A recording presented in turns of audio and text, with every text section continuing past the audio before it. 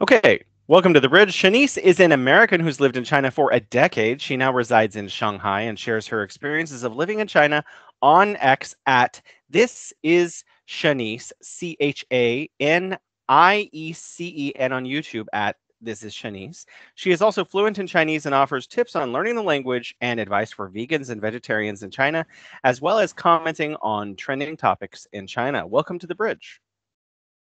Hey, thank you. Glad to be here. Yeah. Well, before I get into just like why did you move to China stuff, where are you actually originally from in the States? I'm from North Carolina.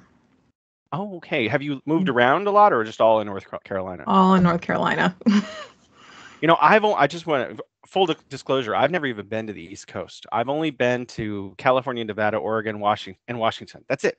So I was Okay. wondering where have you been in the States? Have you been all over? Mostly the East Coast. Now that you say that, you haven't really been to the East Coast. I don't think I've really been to the West Coast. Okay, then we share Yeah. that in common, kind of. Then, well, Yeah. California's huge, so I feel like that counts at like 3 states or something. It is. It is quite a big state. So, what inspired you to move to China? Why did you leave, the greatest country in the world? I just studied Chinese in college, and I just really enjoyed it. And I remember, so in my college, if you're interested in doing a major in a language, you are required to study abroad for at least one semester. So I studied abroad in China, and I just absolutely loved it. Like I just fell in love. I went to Beijing. Mm. This was in So, 2010. So yeah, I just really enjoyed it. well, I have a couple more questions now that you've answered. So why did you originally decide to study Mandarin at university? That was your major, right? Yes, that was my major. So originally I just studied it because in high school I like hung out with some people who spoke Chinese. Like they were like ABCs. And Mm. so I was just like, I kind of just dabbled in it, just like, okay, learn a couple of phrases, go on YouTube. And at the time I was studying Spanish more seriously. But when I got to college, I decided I wanted to just change the language because I wasn't so interested in studying Spanish anymore. So I kind of, again, it was just like, okay, I'm required to study language. I've learned a little bit of Chinese here and there. I might as well study it formally. And I just ended up doing like fairly well, at least at my school. I was doing pretty well at it. So my professor's like, you should probably consider majoring in Chinese. I mean, I had a lot of professors who were like, oh, you should major in math, you should major in chemistries when I was taking. But Mm. Chinese was like the easiest for me to kind of like just do and like enjoy. So I decided to pick Chinese. You make me feel so dumb when you say Chinese was easy. Okay, I have a couple more questions now. So you came to Beijing in 2010. I came in 2012, and I was like, you know, honestly, the skies were more gray at that time than blue. And so I was like, wow, okay, I've already determined to come here, so this is it. But, you're a young lady from the United States, you come to Beijing in 2010. I'm sure that there were a lot of, 300, 400 PMI days. But you were like, wow, this is great. What was your experience like when you first arrived? I mean, I was very young as well, and this was my first time essentially leaving the country. I think I had been to Jamaica before, but like I never like went to a country that's just so completely different from the US. So I kind of had that, I guess, honeymoon period where you just love everything. And yeah, the skies were very gray. I remember not really focusing on that. Like that was just not something I really thought about. I didn't even know what PMI was. I didn't check air. It's just not something that I even thought of doing. I didn't even know what. I think people were like worried about the water and stuff. Like there's just things I just didn't really. I was like, I was just kind of enjoying the experience. I do remember us not seeing the sun for like a month. Like I think it came out from the clouds and it was like, oh look, the sun is here. And I remember thinking, oh okay, that's nice. But like it wasn't like, oh my gosh, finally, because it's just not something I focused so much more on like the people and the surroundings and just like practicing Chinese and studying Chinese. That was more of my focus. Well, I mean, that's kind of my next question. So, you say honeymoon phase and the people and practicing the language. So, what about living in Beijing that was, really hooked you and made you think, let's come back, let's live in China, let's move to Shanghai? Um, it's kind of hard to say. I mean, I do remember that people were very friendly. Like people were constantly like saying hi to me and, wanting to talk to me. And it was so easy to make friends. Like I have some people who they'll go to another country and they're just like, what is your advice about making friends? I heard it's so hard making friends, not in China, whatever country they're going to. And I'm just like, I don't know if I can really help you with that. In China, it's just so easy to make friends or, friends, whatever you want to use to describe that term. But people who will add you on WeChat and, they'll want to hang out with you. But yeah, it was mostly the people. Like I remember studying. I was studying in kind of a darkened cafe. And I remember the server came over with like a little light and just put it down on the table and was like, here to help you study. And it was just little things like that just made me like, wow, I really, and I went to China with no expectations at all. Like whether negative, positive, nothing. I was just like, I'll let whatever happens, happen. So I think when the experiences were so positive, it just kind of was amplified because I had no expectations. So why the switch to Shanghai from Beijing? What was your thinking there? It was just because I was looking for jobs and the first job that came to me was in Shanghai. I think I applied like everywhere to like random places and Shanghai was the first yes that I got. Yeses actually came pretty quickly, but based on the order of the jobs I was applying to, I was just like, okay, I'll apply to this one and this one. And I just got a yes, like, when can you come? So that was, Shanghai was actually very low on my list of cities that I wanted to travel to because I was so serious about learning Chinese.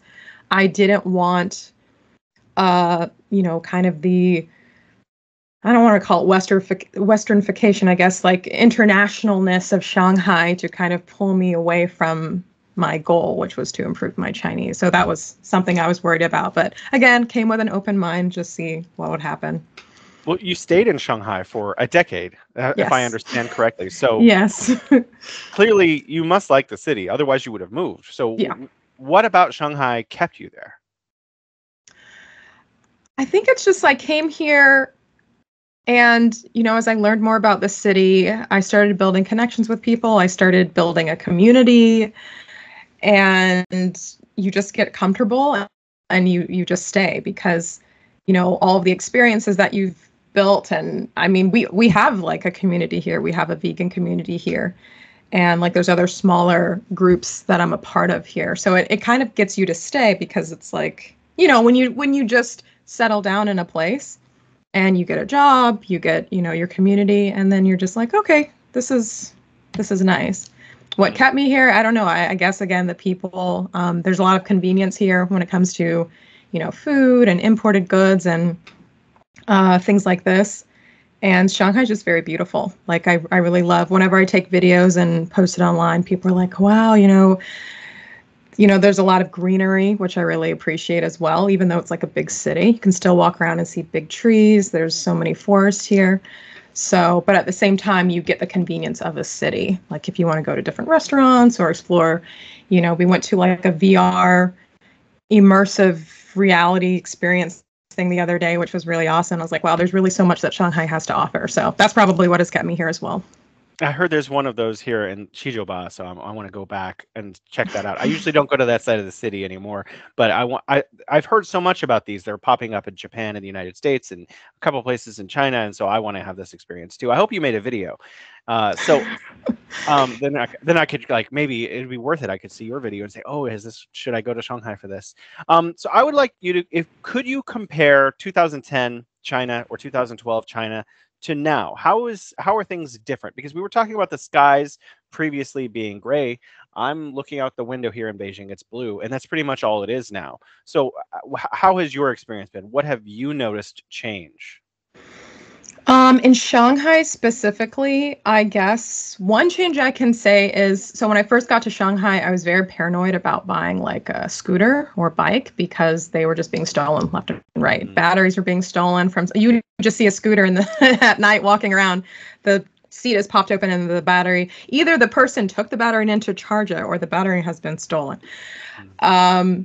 But I don't know, like as time went on, that just started not being such an issue. People weren't really worried about scooters being stolen. So something happened. Definitely. I was actually talking to a friend about this the other day. He was like, yeah, like I'm not even really worried about that type of thing anymore. Things got a little bit more strict in terms of, for example, pedestrian crossing, especially in the city center. I actually remember, I don't remember the year, but I remember it was in April. They started putting like kind of these like posters around the city to say that like you needed to follow like all the rules that have been set up. You actually need to start following them, right? Because it's very common to see people just cross the road willy-nilly, or bikes just go straight through the red light. Mm-hmm. But they just started getting more strict about enforcing that, and so I remember that was different. So I was like, oh, we have to follow the rules. we actually have to follow the rules, especially because I was mostly a biker. So that was one thing that changed, but for the better, like, because especially it used to be so common to see people like going the wrong way down the road. And I actually thought that was so dangerous, especially scooters that are going very fast. So it seems like there's definitely been some more order regarding that type of thing. Trying to think about, definitely, I mean, in terms of infrastructure, right? The metro lines. I remember back when, so there was a water town, and I used to have to took the metro all the way to the end of the metro, and then I think I had to like change lines, and then I had to take a bus to get to the water town. And now there's a metro that just goes straight to the water town. I was like, wait, it just goes straight there. So they're definitely making it more convenient. And I did hear they're supposed to be. Oh, sorry. Oh, no, go ahead. I'm sorry. I was just going to say, I think I heard something about a metro going to Chongqing Island. So Chongqing Island, right? And I was just like, wow, I mean, it hasn't been built yet, but that will be amazing because it's so hard to get to Chongqing right now. I just saw this amazing post a couple days ago that shows that a lot of the metros in the Pearl River Delta area, the Greater Bay Area, are now actually connected, not by trains, but the subway themselves. So technically, you'll be able to get on a subway in Hong Kong and get off in like Dongguan. So like China is doing things that, I wouldn't even fathom were something that was possible. It's just like intercity subways now. It's just beyond things. Yeah. So I wanted to ask you firstly, before I ask you about differences or similarities between China and the United States, what about your family back home in the States? Are they okay with you being over here for 10 years? Oh, also, I need to make a very quick correction. I said Chongqing Island. I meant Chongming. Chongming Island. Sure, I mix those up sometimes. Anyway, in terms of my family, so in the beginning, it was a lot of, when are you going to come back? When are you moving back? And it just slowly turned into, I just no more questions. Like, okay, I guess you're just going to stay there. Sometimes I'll get asked, like, are you going to come back? And I kind of just try to explain, like, my whole life is here. That's kind of just like telling somebody who's always lived in North Carolina, for example, like, why don't you just leave, right? Like if there's like people who live in New York and it's like, oh, but the prices are so expensive and, there's issue with crime. And they're like, but this is all I know. Like, this is where I've lived my whole life. I can't just uproot it just because, and for me, it's like, what do I have back for me? My entire adult life has essentially been in China, like where I got my first serious job, where I paid my bills. All of this has happened in China. It has not happened in the US. So I don't have any nostalgia regarding living as an adult in the US. I only have my childhood, my college days, my elementary days, which are all over now. So. So yeah. Do you go back and visit your parents? I'm just guessing. Yes. Yeah. Right. I haven't been back in years. I think since I've moved to China, I've only gone back to the United States like 3 times, I want to say. It was for like a week each time. And fortunately for me, I have 3 brothers, so it's like only 25% of them are missing. Questions about U.S. and China. You mentioned that you left during college or after college, and so that's a very different experience in the United States versus China. But clearly, you're an American, so you know what our culture is like and everything. So how are things similar and different? What makes, this is the important question for me. What makes Chinese people and citizens of the U.S., basically the same. And are there differences that matter? Actually, my first, how do I explain this? Kind of like the first feeling I had coming to China back in 2010. So this was before I moved in 2014.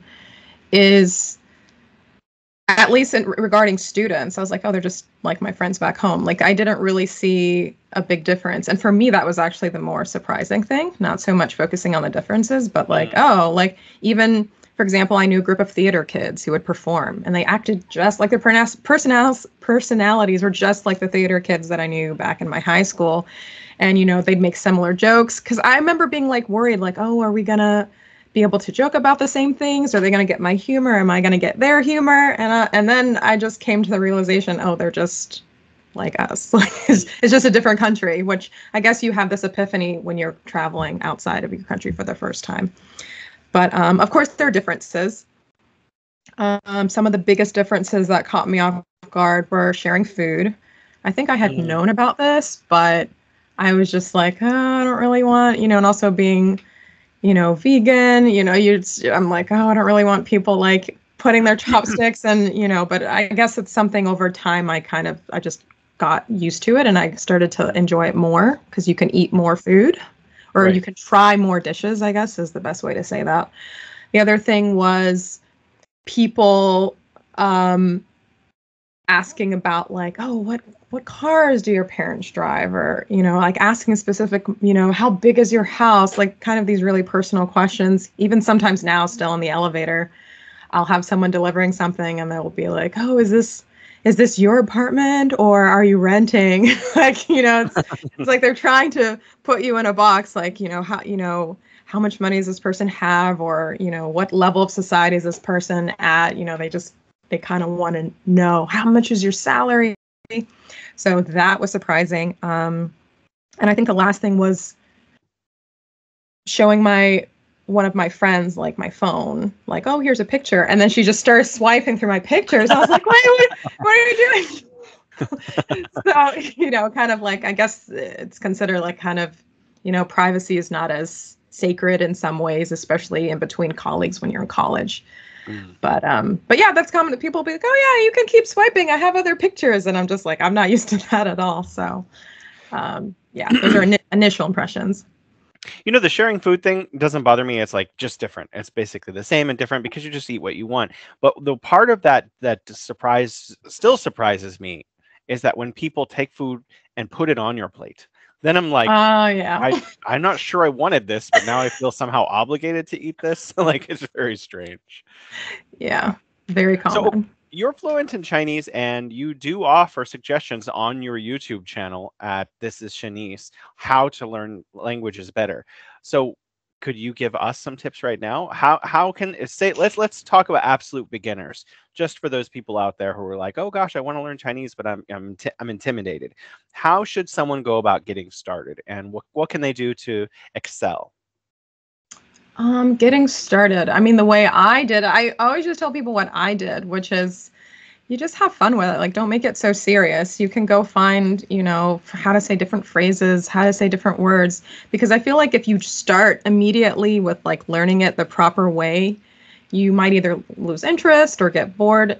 And if you can use phrases immediately that people understand, that might make you feel a little bit more like, oh, okay, you know, maybe I can do this. I know somebody who actually recently moved to China who has been trying to learn Chinese. And I guess just talking to him, I feel like the most important thing is also when you do learn any phrases, like anything, you know, whether you're in China or you have access to people who do speak Chinese, just use whatever Chinese you can with people and just try to, you know, put yourself out there, get used to making mistakes. If you're in China, people might make fun of you, but I try to tell people to kind of take this as a lighthearted, friendly kind of banter a little bit. They're not really like trying to put you down. Some people find it very fascinating. They find it very interesting. Their laughs are not necessarily mean-spirited. And so in some cases they can be that. well, No, I'm just kidding. I'm actually taking your advice personally because that's what I'm afraid of. Like, I've actually learned a lot of Chinese, but at work, I never speak Chinese because people do giggle and correct me and stuff. And so now I'm hearing you, I'm thinking, oh, that's actually really good advice for me personally. Yeah. Well, I had to deal with that a lot when I first came here, and I was just trying to use phrases and, well, not phrases. I had been studying for 2 years at that time, but I was very scared to talk to people. Like, I was just like, oh, they're gonna make fun of me, and it's like, no, just let them make fun of you, and just you kind of get used to it, and kind of is like, okay, well, whatever. I didn't say it right. It's not a big deal. And eventually it just doesn't really bother you as much. Hopefully, if you learn to let it roll off of you instead of like absorb into you, it's like, who cares? You just said it wrong. Why lose sleep over someone who is literally never going to think about you again, ever? Like, oh, some foreigner who is speaking Chinese is all they'll remember.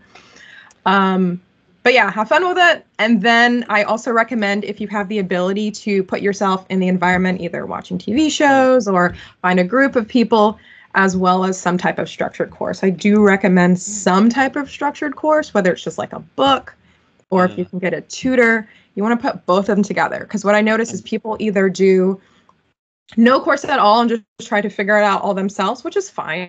You can do it that way. Or they just stick to kind of a structured course, but they don't really have Chinese friends. They don't listen to Chinese music, don't try to watch Chinese TV shows. And so it's like these are two completely different worlds, and they need to be put together, because you'll hear phrases from people who it's people will understand it, but doesn't mean it's correct. So it's kind of good to have like that foundation, so what is colloquial, what is more like bookish, all this type of stuff.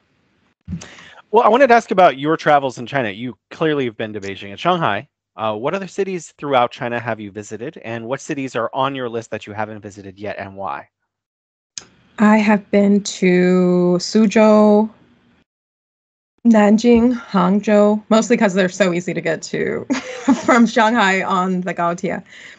And I have been to Dali, so Yunnan province, Dali, and then Hong Kong, Taiwan. I mean, those aren't mainland, but I have been to those two. Chongqing, Chengdu, and Urumqi. I think, and Jinhua. And then maybe some random ones like Chuzhou. Don't worry about that. Like, oh, no one, if I talk to Chinese people like Chuzhou, they're like, I've never heard of that place. I'm like, yeah, don't worry about it. Just a random place I went to once. Yeah, I had a guest on recently. He's a professor from America. He came from Vassar College, and he was talking really excitedly about some place that I'd never heard of. And he's like, "Oh yeah, it was amazing. We were there for like 2 weeks." And I was like, "What's that? I don't know. I have no idea what you're talking about." I mean, there's a lot of places in China, I guess. Yeah. Yeah. So where haven't you been that you really want to go, and why? Oh yeah, and I've been to Sanya, which me too. That's very lovely. Yeah, that's because that's where I'd want to go. I guess Harbin For the ice festival. Yeah, I feel like because I'm not really into snow or cold, but I'm like, I feel like I should go there just to experience going there, so I can be like, with it. Yeah, it's colder than you expect. I mean, much colder. Like if you take your hand out of your glove in 10 seconds, you're like, it's painful now. Yeah. That was when I lived in Urumqi when it was cold, because it got pretty cold there, and we'd get like the cold winds from Russia as well. So it'd get. I remember when it was -11. I was like Celsius. I was like, oh, finally it feels warmer. Wow. Yeah, I was like, it feels like it's summer. Yeah, that's how cold it got there. But anywhere else? I don't know. Maybe Xiamen. Yeah, sure. I mean, I haven't actually been to Dali. I really want to go there. Everyone I've ever talked to who's been to Dali is like, it's like heaven on earth. It's like so amazing. Oh, it's lovely. So I haven't been, and so it's definitely really high on my list of places to go. Was there anything about Chinese culture that surprised you that was like, that's very different, or even shocked you? Like, oh wow, I can't believe they do that here. I guess the biggest shock, the culture. I don't know. I just feel like when I went to the bathroom, I was like, what is this? Like that. It's not because of the really squatting toilets. yeah, because of the squatting Yeah. toilets. So it's not like really a cultural thing. Well, I guess it's considered cultural, but I read that squatting, not squatting in that necessarily in the bathroom, but just like in general outside, Mhm. it's really healthy. And so now I'm like trying to work on the ability. I think us in the West, we just so used to chairs and sofas and stuff like that. It doesn't occur to us that we can just use our body to kind of like sit in mid stance. It's very, very different for me. Yeah, no, I like seeing people squat. Sometimes I try. I can't get my heels to touch the ground yet because you gotta work on that. Because I think somebody's like, oh, what did they say? Something about people in the West don't have the ability because their bodies are different. I was like, no, it's just because when you're a kid, you're squatting, so you're using all of those muscles. It's no different from when you're a kid. Because when I was a really young kid, I did gymnastics and I could do all types of things that I can't do now because I stopped doing it. But yeah, I heard as well. Also, using squat toilets are really good for you. So. Wow. Okay. What is the I think this is a big concern for a lot of people coming from the West because our show tries to encourage more people to come here to visit, to live, and so forth. I think one of the things that is people are afraid of isn't necessarily the language, but like, how do I get a home? How do I pay bills? So these things create like a sense of, discomfort that makes them question whether they're able to come here. So what was it like finding an apartment, or what is it like finding an apartment, and how do you pay your bills? So I will say it's miles. That's definitely another difference. At least, well, the thing is, when I first came, I was in Urumqi. I was in a completely different city, but I'm assuming it was similar based on a friend in Beijing who told me something. Anyway, so with bills, originally when I first got here, I had to like fill up a card. So you'd go to like the convenience store and you would like swipe a card and they'd put money on that card. And then you'd go to your house and there's like little slots outside and you just like stick it I in. remember that. Yeah. And for me, that I feel like that's so much easier than at least what I've seen people do in the States, which is like you got to write a check or whatever and like mail it in because it's instant. So it's like if your lights go out, you just go fill it up and plug it in, your lights will come back on. Now it's even easier because you either get bills in the mail that have a QR code and you literally just scan it with your phone and pay, or there's apps now. You just go on the app and just get the information, whatever. You put in all the information for your account and then you just pay it when the bill comes out. And you can even just do it so, it'll just pay it automatically. So you don't even have to look at it. It'll just automatically pay every month. Getting an apartment, again, this is one of these things where when I first got here, my Chinese was not that great. You had to call the landlord and be like, oh, was the apartment rented? And he'd be like, no. And then, you have to arrange a time to see it. And he gives you the address and everything over the phone. And I used to be like, can you send me a text message with the address? I'm like, okay, yeah, they'll text it. And I remember needing to bring like my colleagues with me to go search for apartments because I was just so nervous about like talking to the landlord and, if there's any questions and you got to sign contracts. Now I know that there's a bunch of apps for sure. Mm-hmm. So you can just go look at the apps, you see if it's been rented or not. Right. See room. And and then you just it's room, and then you can just contact the landlord. I haven't done that in a very long time, but I'm assuming the process is about the same. But I'm sure you still need to go see the apartment and talk to people. But at least in Shanghai, there's landlords, not landlords. There's agents that speak English, so you could just find somebody who speaks English, and the prices might be a little higher. I don't know. Maybe it will. Maybe it won't. Find a recommendation. That's what a friend did. She'd send me like a huge thing, and she doesn't really know any Chinese. She sent me so many agents, and she's like, yeah, just tell them what you want, and they'll send you a picture. And now they like film the room, so it's like it's nicer than seeing pictures because pictures are just not reliable at all. If you only see pictures, and especially if they look really nice and the price of the apartment is really low, just keep looking. This probably they're gonna show you a different apartment. That happened to me so many times.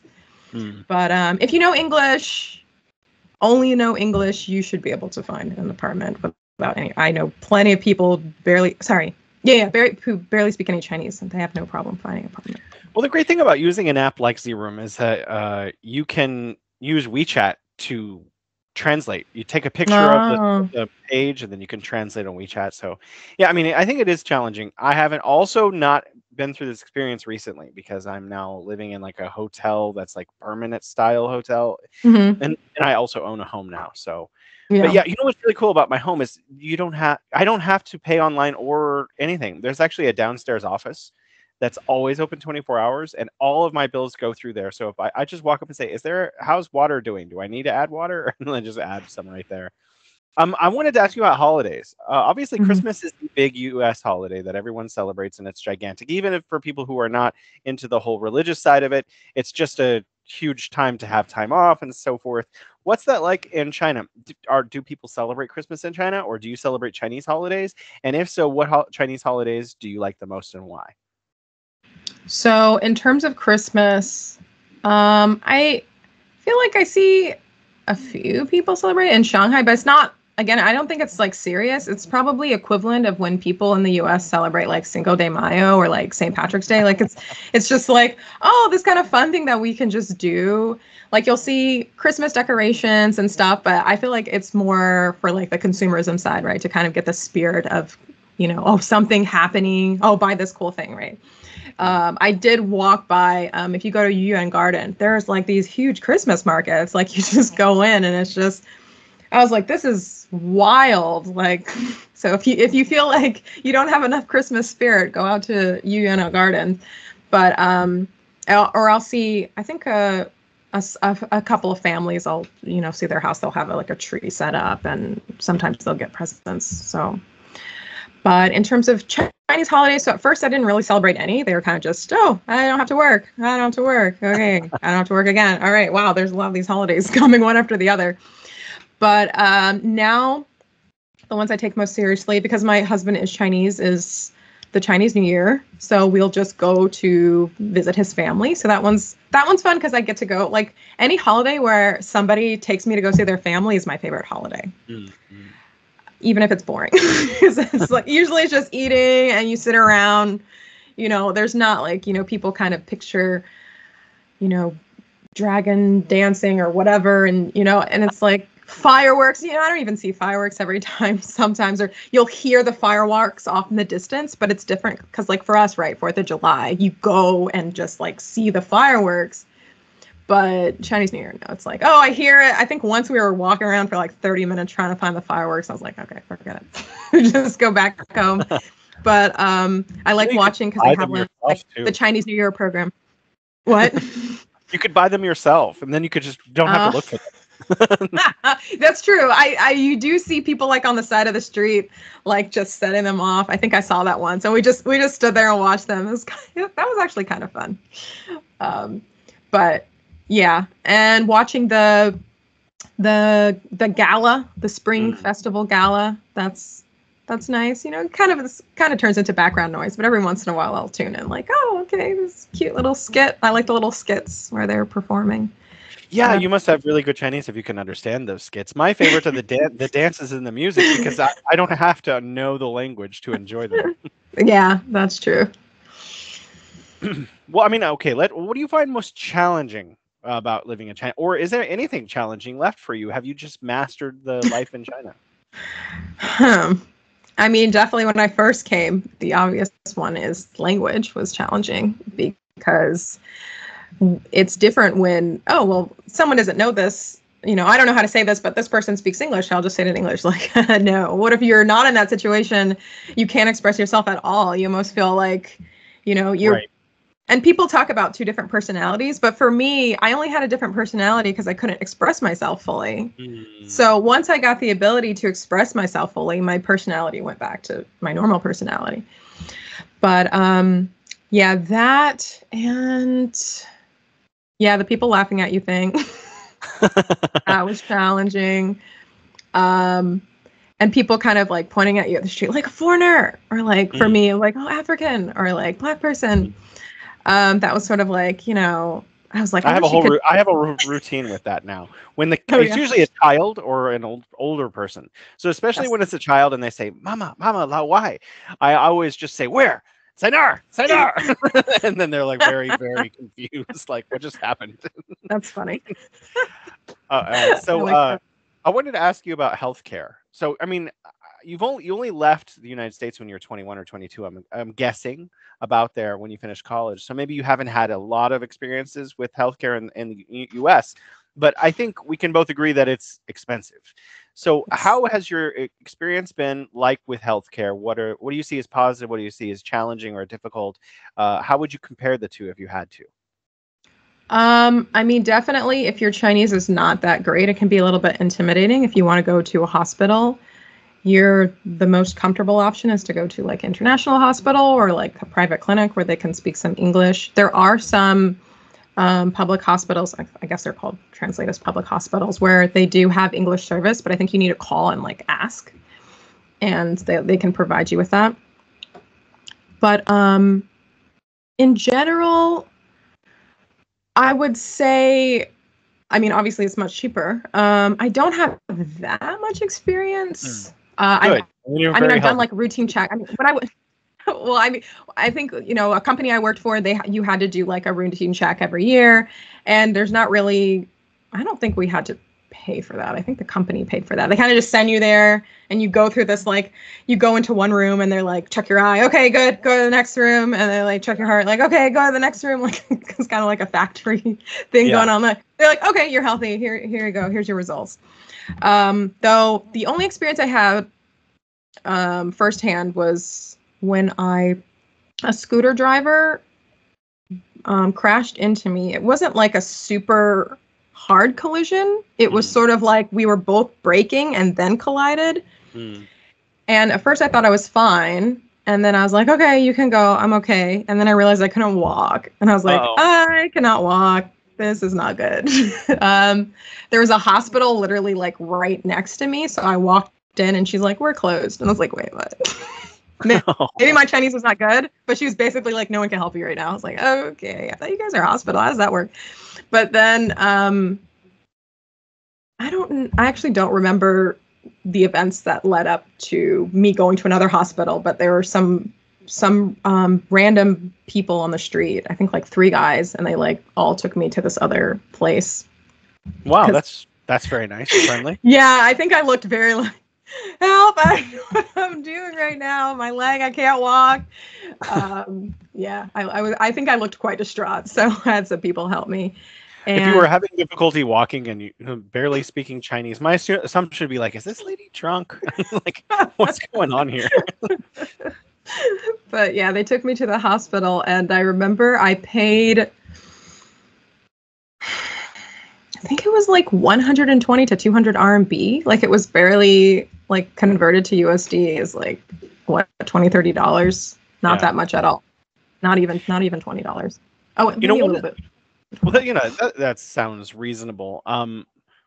30. One of the things we both do online is to show misconceptions that people in the West have about China and what China is actually like to the best of our ability in our own, through our own eyes. So what are some misconceptions you think people back home have about China? And what is the reality that you see personally in Shanghai and in China? Every time I go back home. It's funny though, because people will just talk to me nonchalantly about China as if I don't live here. Like they're like, oh yeah, because I know in China, like the algorithm for their TikTok is different than ours. Like they only show kids doing science. They only show science experiments or something. Someone said that to me. And I was like, no, how did you get this information? This is not even somebody who is like in like, the circles that talk about China. It's just like a random person. And I was like, no, that's completely wrong. Like, no, the algorithm functions just, like whatever people find entertaining, they will watch. They're not just being subjected to only watching science experiments. Then they would turn off the app, and the algorithm, like nobody would use the app. I don't think people understand how algorithms work. They work to get you to watch more, not consume less. But what was the other one? Oh yeah, social credit score. You'll hear that, where they think Right. that Yeah. everything we do, oh, if you if you cross the road wrong, Jaywalk. yeah, You can you no longer ride a jaywalk. train. You can no longer ride a train. Yeah, a lot of those, and I'm just like, no, that's not a thing. and, um, Well, I think, in all fairness to those accusations, I think there was a time around 2015, 16 that China was considering that. They were like, oh, maybe we should, like, because there were some really bad behaviors where I remember a woman on a plane to Korea, she like threw noodles in someone's face. And then like people in China, in the China, internet sphere were like, maybe we should hold people accountable. Maybe yeah. if people behave badly, then there should be some kind of system. But then like very quickly, 6 months later, there was no talk of it. It was gone. It was like whatever. People Mm. realized that maybe this wasn't the best idea, and this whole concept went away. But the West, they just hung on to this. Yes, now in China, if you like do something bad, you're blacklisted from being able to use the internet. I'm like, what? Like, no. Yeah, listening is weird. But like regarding the flight thing, like we have that in the US. Like you're put on the Oh no-fly yeah, right, list. exactly. Yeah, sure. So yeah, I mean, I'm sure people are held accountable for their behaviors in some regards, but it's not like I think I heard one that's if you buy too much alcohol, something like that is a little silly. I know a lot of people who would be blacklisted right now. Sure. Okay, so what about high quality? So okay, there's a guy living in Shanghai, Sean Ryan. He wrote a book called "The End of Cheap China," where he talks about the improvements in the quality of products and how China is now making quality products. Like, was there a time when you bought things and you were like, "Oh, what is this? Why does it fall apart so easily?" Versus now, or like, what has your personal experience been with products that are made and consumed in China? Um, hmm. I guess most of the experience I've had is when I would buy something really cheap, it would fall apart really quickly. Like, I remember going through so many, what is it, like the cords to charge your phone or Right. something? Yeah. Yeah. I Sure. think that was around the time when I first got to Shanghai. I was like, why are these These cords? headphones. I buy these at Yeah. Miniso. I have to buy a new one every 6 months. Oh yeah, It minis. is true. Yeah. Yeah. So at least, so I usually try to be like, all right, do I want to buy 20 cheap things or do I want to spend more money Right. Yeah. buy Sure. something that will last longer? So, Right. even when they come and repair something at the apartment, or they'll be like, all right, do you want the lower quality one that's cheaper or do you want one that's going to be better and last longer and it's more expensive? And I'm like, the more expensive one, please. So, but I So it's think, all, yeah. yeah. It's about the quality of the thing that you're buying itself. I mean, that could be the same back in the States too, I think. Yeah. Oh no, it's definitely the same back in the States. I have the same issue with chargers. They fall apart very quickly. Right. I think all these big companies globally design them to fail so that you have to keep buying these things. I mean, Yeah. that's my impression. I don't know. So what about shopping at local markets? Back home you have super grocery store. You go in, they have everything, and like you just stock up. Is that your experience here, or do you shop differently? Are there other options? So I did used to go to a market because it was just like right down the street from me.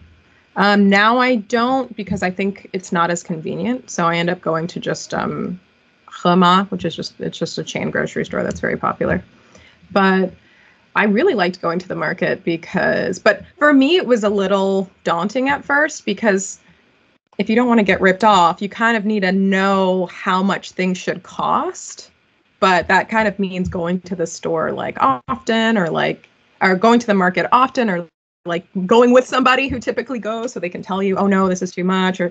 But if you don't really care, I remember buying groceries and it was ridiculously cheap. I think I paid like 50 RMB once, like less than $10 for like a week's worth of like lunches and dinners. Wow. Now Just you're making the Americans jealous. You were the yeah. person who posted the how much Burger King or McDonald's cost. I remember this. Oh Yeah, like yeah. 9 Okay. months Yeah. ago. Yeah. Because Yeah. it is really different now. Like, like a year or two ago, it was like, okay, stuff in China is a little bit cheaper. And now it's like, thank God I live in China. It's so, I mean, CPI has only gone up 2% here, but in the United States, at some times in the last 3 years, it's been like 9%. So Yeah. cumulatively, it's above 20. It's insane. I feel kind of really bad for Americans, actually. Yeah. It's a lot. I wonder if CPI will ever increase here too, because a lot of it's not just the United States; it's a lot of countries around the world have experienced inflation really badly, and for some reason we've just been in like this inflation-free kind of bubble. Next question: someone's considering moving to China. What advice would you give them? The advice I'd give them is learn a little bit of Chinese. Definitely. Usually what I do is I'll connect people. I'll be like, get WeChat, and then I'll try to connect them with different groups so they can ask any type of questions that they have. And I tell people to come with an open mind, because I'll especially have people who are like, what are your experiences? How do you feel? And I try to let them know that, kind of the mindset you have coming here is going to shape your experience. And obviously you can say that about any situation, but you have people who come here and they just love it. They just have an amazing time. And you have people who come here and they don't like it. But I think if you kind of have a sense of adventure and you're open and you're fine with different cultures, you'll have a much better time. So like, just be open. If things are different, they're different. Just, it is what it is, right? Like, because I think I would see people especially get frustrated that when you're supposed to be crossing the street, there's cars or like scooters coming. They're like, why don't they stop? And I'm like, because they don't stop. That's just how it is. Like, Sure. Yeah. Just because it's different from where you are doesn't mean you should, like, don't bring that here, because it's just going to make you frustrated. Just take all the experiences as they are, and you'll have a much better time. I think a lot of people who come here and they have a bad time, it's because there's so much resistance based on what it should be versus what it is. And it's like, if you just take it as it is, because I've had people, oh, Chaniece, how are you so positive? And if I've had any bad experiences, and I'm like, I don't really see myself as positive. I kind of just let things be what they are. But yeah, make friends, learn some Chinese, and have fun. Just enjoy being in a different place. Well, I have the next question's a little bit weird. I like to ask people this because I'm personally curious about it. Do you have reverse culture shock at all when you go back home to visit your parents and friends? Do you say, wow, this is, very different from my experience? Because you just mentioned let it be how it is. Is that your experience of going back to the States? Okay, this is just how the States are. Or do you see things back in the States as like, whoa, that's how they do it here? Well, part of the reverse culture shock is just like certain things that I have like kind of embedded in me from being in China. So for example, biking and scootering all the time means that when I come back to the US, if I'm driving a car, I can't really drive a car properly now, because I'm constantly worried someone is going to like jump out in the middle of the street, or a car is just going to randomly turn. So I'm constantly like wanting to brake. So that's kind of just like kind of an embedded from being on a scooter.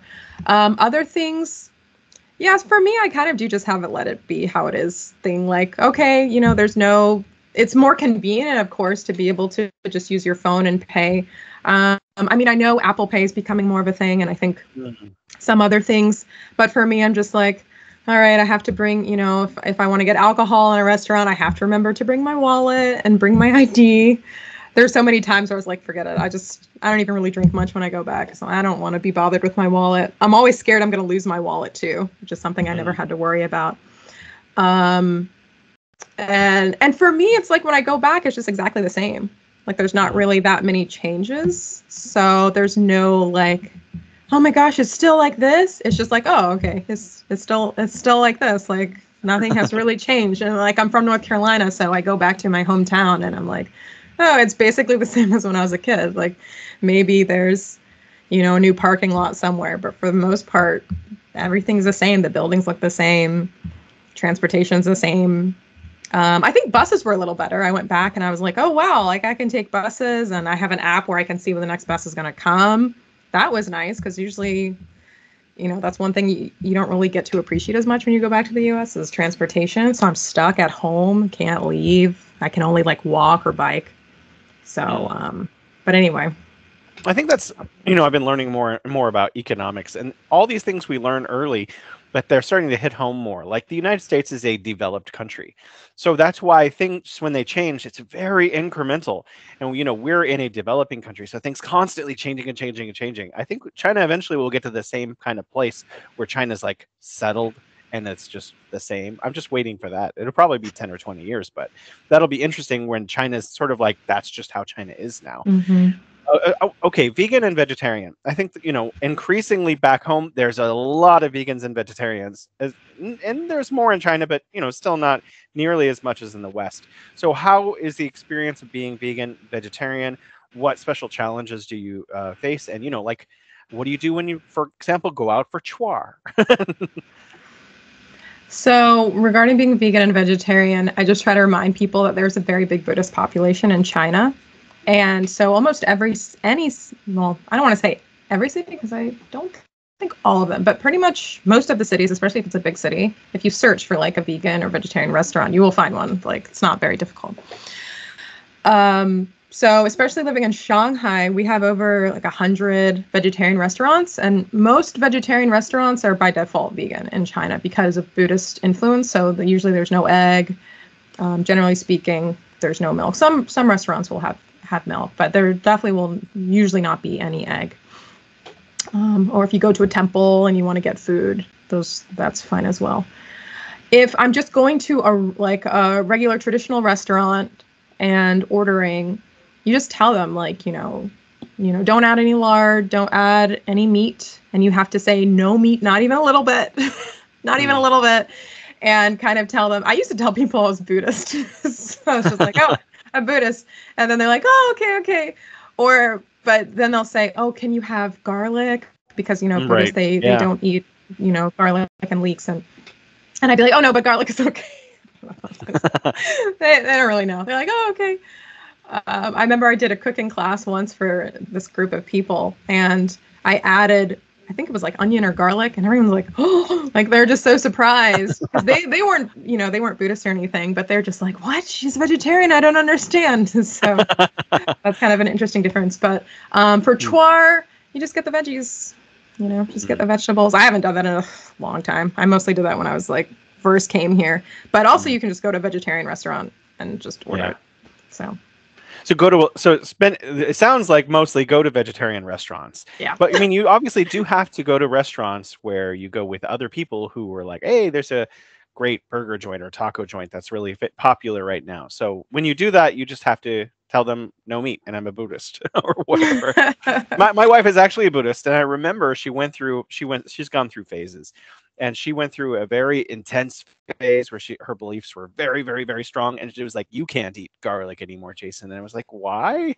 So I had her tell me the whole story about it and everything. Curious about your long-term plans. You seem very happy, very well adjusted. You seem to like Shanghai and China very much. Like, what about the future? What about 30 years from now? Are you planning on retiring here? What are your plans for the long term?